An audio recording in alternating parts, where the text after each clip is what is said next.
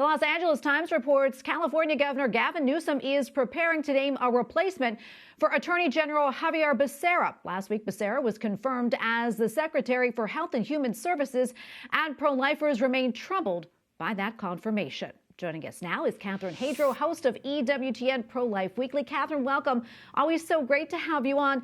So tell us, what has been the pro-life reaction to Secretary Becerra's confirmation? What have you been hearing? And also, is there anything that the pro-life movement can do? Troubled is the right word. Pro-lifers have been sounding the alarm over Becerra as soon as he was nominated to be HHS Secretary. He is infamous in the pro-life movement. I'll give you a few recent examples. In his previous role as California Attorney General, he went up against pro-life pregnancy care centers at the Supreme Court, arguing they should be forced to advertise for abortions. He then went up against the Little Sisters of the Poor at the Supreme Court over the contraceptive mandate. So I would say he is President Biden's most controversial cabinet pick so far. As soon as he was nominated, pro-life groups really called on Americans to urge their senators to block Becerra in the Senate.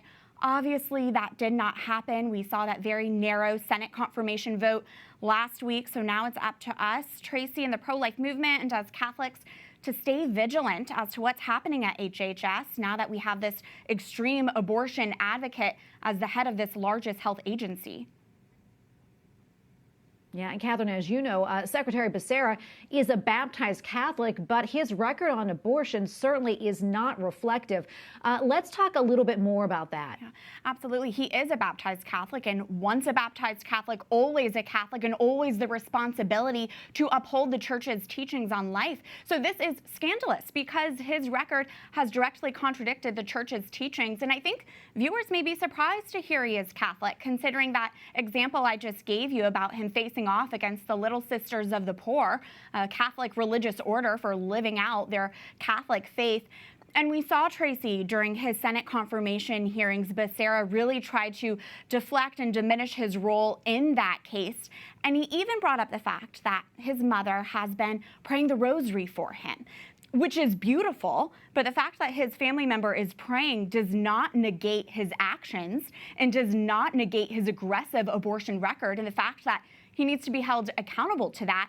So I think, Tracy, we should take this as a reminder that we should continue to pray for his conversion and pray that Becerra one day lives out the fullness of the faith. And I think it really underlines our mission here at EWTN News, Tracy, really reiterates what we are doing and speaking the truth on life and speaking the truth on the church's teachings to bring clarity amidst this confusion that happens when there are prominent pro-abortion Catholic politicians. Absolutely, Catherine. We are seeing so much of that right now. Not a lot of time left, but I want to get to this. I do understand that the very day that Secretary Becerra was confirmed, the Biden administration announced that they are working to undo the Protect Life rule. Can you explain that and then talk about the significance? Yes, I'll give a quick summary. The Biden-Harris administration announced they are going to rework the Title X program to allow abortion businesses, including Planned Parenthood, to once again receive federal family planning dollars through the Title X program. This essentially means, Tracy, that President Biden is now going to be allowing for the taxpayer funding of abortion businesses.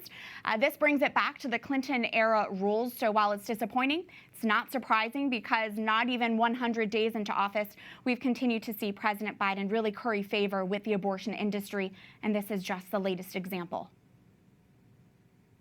All right, Catherine, we have to leave it right there. Thank you so much for coming on. Catherine Hadro, host of EWTN Pro-Life Weekly. Thanks again, Catherine. Thank you.